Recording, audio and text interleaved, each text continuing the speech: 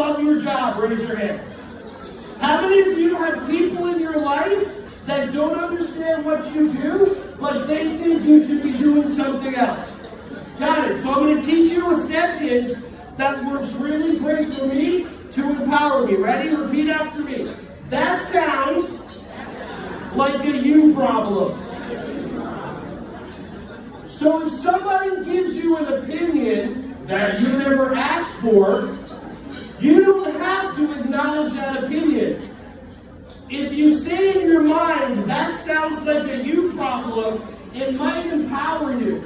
The reason why is because there's people out there that like to take advantage of other people. How many people here love to help other people? Raise your hand.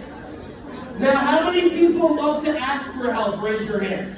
No, okay, good. A couple of people. Most hands went down. There's people in your life. Ever meet a narcissist? A person that knows that you will do and go above and beyond, and they take advantage of that?